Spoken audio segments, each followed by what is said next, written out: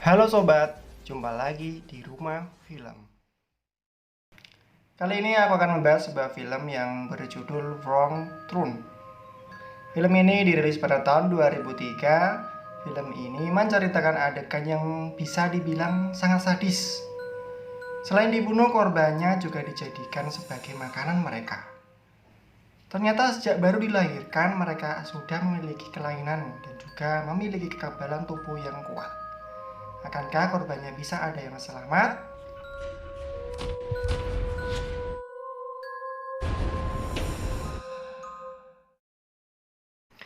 Oke, tidak usah lama-lama dan tidak perlu basa-basi. Aku ucapkan terima kasih buat kalian yang sudah mau menonton channel kami. Langsung saja kita ke isi cerita film. Film diawali ada sepasang kekasih yang sedang melakukan panjat tebing. Sang lelaki yang sudah sampai di atas, ia terlihat bahagia. Tak lama setelahnya, tiba-tiba lelaki itu dilempar dari atas dan jatuh ke bawah dengan tragis. Sang wanita itu pun ketakutan karena melihat kekasihnya yang terjatuh. Lalu dari atas ada seseorang menarik tali yang ia gunakan. Ia mencoba melepaskan tali dan memotongnya. Tapi ia terjatuh dan menangis melihat kekasihnya sudah tak bernyawa. Ia berlari menyelamatkan diri menuju ke mobil, tapi naasnya ia tersandung kawat berduri. Dan dari arah belakang tiba-tiba ia ditarik seseorang dan dibunuh dengan kejam.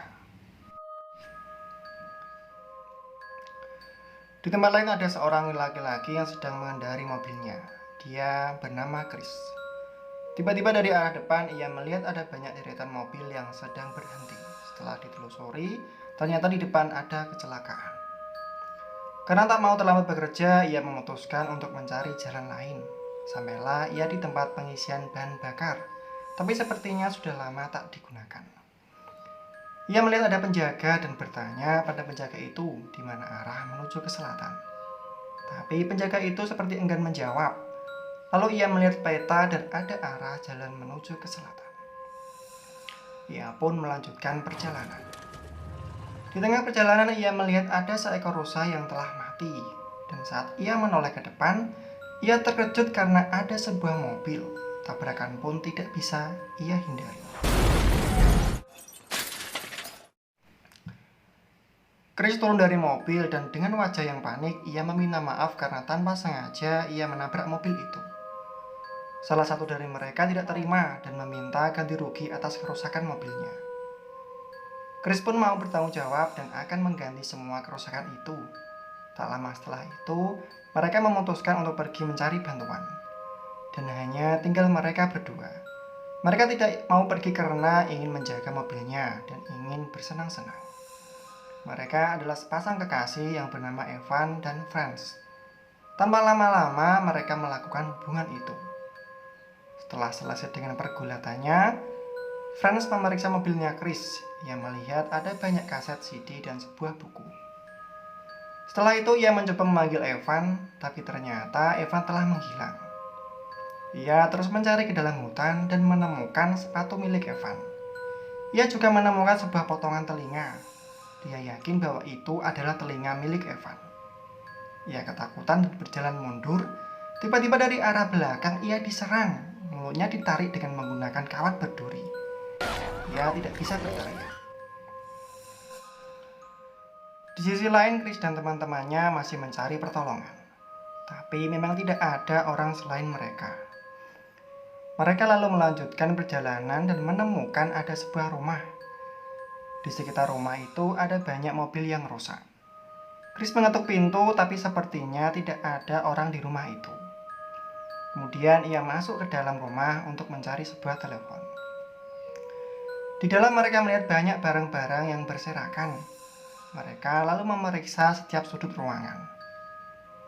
Charlie melihat ada banyak gigi yang disimpan di dalam toples. Lalu ia juga melihat banyak darah dan potongan tangan di dalam bak mandi. Ia ketakutan dan berlari ke arah teman-temannya. Setelah berkumpul, ia menceritakan apa yang ia lihat dan meminta agar cepat keluar dari tempat ini. Pada saat mereka mau keluar, tiba-tiba pemilik tempat itu datang. Chris dan Jesse langsung bersembunyi di bawah tempat tidur. Mereka terkejut saat mayat Franz dijatuhkan tepat di depan mereka. Jesse mencoba menahan mulutnya agar tidak bersuara. Mayat Franz dibawa ke atas meja dan dicincang seperti seekor ayam. Sedangkan Charlie dan Scott bersembunyi di dalam kamar. Charlie mengintip dari lubang kunci, dan pada saat melihat itu semua, Charlie hampir berteriak, dan dengan cepat mulutnya dibungkam oleh Scott. Setelah mereka mencincang dan membiarkan mayat itu tergeletak di atas meja, mereka pun tertidur. Dengan harap-harap cemas, mereka keluar dari persembunyiannya. Mereka pun tak menyia-nyiakan kesempatan itu untuk keluar. Saat mereka menutup pintu, manusia kanibal itu pun terbangun. Chris menyuruh teman-temannya untuk terus berlari menuju ke hutan. Para kanibal itu pun mengejar. Sampailah mereka di tempat pembuangan mobil yang ternyata sebelum mereka banyak yang sudah menjadi korban dari para kanibal itu. Pada saat mereka mencari sebuah mobil yang bisa digunakan untuk lari, tiba-tiba para kanibal itu pun muncul. Mereka seolah-olah mencium aroma dari tubuh para mangsanya. Chris mempunyai ide untuk mengalihkan perhatian para kanibal itu dan berlari ke dalam hutan. Tapi sialnya, kaki Chris tertembak sedangkan Scott berlari ke arah yang berlawanan. Jesse dan Charlie berlari membantu Chris menuju ke mobil para kanibal itu. Jesse membuka pintu dan melihat mayat Evan terjatuh dari mobil. Mereka pun mengendari mobil itu dan dari arah belakang salah satu dari kanibal itu mengejar mereka. Sedangkan Scott terus berlari, ia melihat ada Charlie di depan. Sebelum ia sampai ke mereka, ternyata tubuhnya sudah tak bisa bergerak karena dari arah belakang ia terpanah dan mati. Charlie yang melihat Scott terbunuh hanya bisa menangis histeris. Jesse mencoba menenangkan Charlie agar dia bisa kuat menghadapinya. Saat mereka mengendari mobil, terlihat di depan ada sebuah pohon yang menghalangi jalan mereka. Lalu mereka memutuskan untuk berjalan kaki dan terus menyusuri hutan. Chris yang sudah sampai di ujung kelelahan, ia memutuskan untuk beristirahat sejenak.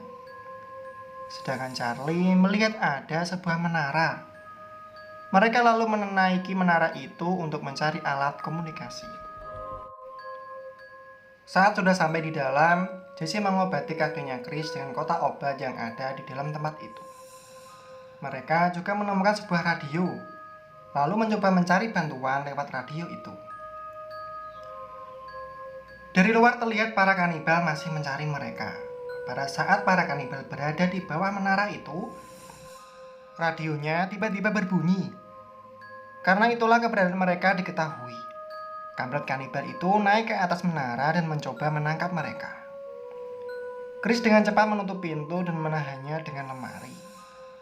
Mereka tiba-tiba melihat asap dari jendela, dan ternyata menara itu dibakar oleh para kanibal. Mereka mulai panik dan Chris mempunyai ide untuk meloncat ke sebuah ranting pohon karena ia tidak ingin terpanggang oleh api. Setelah mereka meloncat ke sebuah pohon, mereka dikejutkan dengan tembakan panah yang hampir mengenai mereka. Salah satu dari para kanibal yang bernama Kampret dengan membawa sebuah kampak mulai memanjat pohon untuk membantai mereka. Sesampainya di atas, ia berdiri di belakang Charlie dan mengayunkan kampaknya mengenai kepala Charlie hingga terbelah. Dan bagian tubuh Charlie jatuh ke bawah. Kini kampret kanibal itu mulai memburu Chris dan Jesse. Chris yang merasa terancam mempunyai siasat untuk menjebak kanibal itu. Sedangkan Jesse memancingnya agar kanibal itu mendekat ke arahnya. Lalu Chris melepaskan rantingnya dan mengenai kampret. Kampret itu pun jatuh dan ternyata masih hidup. Setelah dirasa aman, mereka lalu memutuskan turun dari pohon dan bersembunyi di dalam gua. Keesokan harinya, Chris dan Jesse melanjutkan perjalanannya. Mereka melihat ada sebuah jalan. Saat mereka mau turun ke jalan, tiba-tiba sebuah kampak mengenai pohon yang dipegang oleh Chris. Ia mencoba melawan tapi ia terjatuh, sedangkan Jesse tertangkap dan dibawa ke tempat kanibal itu berada. Chris melihat ada mobil patroli yang lewat. Ia pun ingin meminta pertolongan. Tapi naasnya polisi itu terkena panah dan mati. Chris lalu bersembunyi di semak-semak. Sesaat kanibal itu menghidupkan mobil, Chris dengan cepat masuk ke bawah kolong dan berpegangan pada besi mobil. Di sisi lain, Jesse diikat dengan kawat. Ia mencoba meminta pertolongan dan memohon untuk dibebaskan. Tapi para kanibal itu seakan tidak punya hati nurani. Saat Jesse akan dipotong lehernya, mobil yang dinaiki Chris datang. Kanibal itu mengeluarkan mayat polisi dan dibawa masuk. Mereka siap untuk menyantapnya.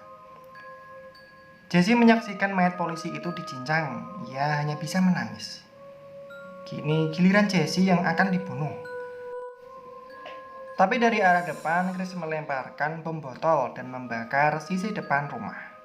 Si mata satu mendekati api itu. Tiba-tiba Chris membawa mobil dan menabrak kanibal itu.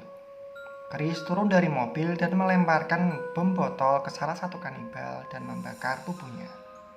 Lalu Chris juga menancapkan pisau di dadanya. Ia lalu menyelamatkan Jesse dan melepaskan ikatannya. Ternyata para kanibal itu memiliki kekebalan tubuh yang sangat kuat. Pisau yang ditancapkan oleh Chris nggak berpengaruh. Kanibal itu pun bangkit menyerang Chris lagi. Jesse mencoba menyelamatkan Chris dengan memanah kanibal itu. Sedangkan kampret mulai menyerang mereka. Chris dan Jesse mencoba melawan. Chris mengikat lehernya dengan rantai, lalu Jesse menancapkan kapak di dadanya.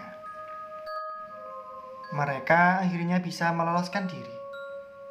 Chris hanya memiliki sisa satu peluru saja, dan tidak mungkin ia menembak mereka. Ia lalu menembakkan tangki bensin yang berada di mobil dan meledak bersama para kanibal. Akhirnya mereka pun selamat. Untuk para sobat, mohon beri kritik dan sarannya di kolom komentar ya, agar channel kami semakin maju dan berkembang. Mohon maaf jika ada kata atau ejaan yang kurang tepat. Terima kasih. Tunggu alur cerita film selanjutnya dari kami.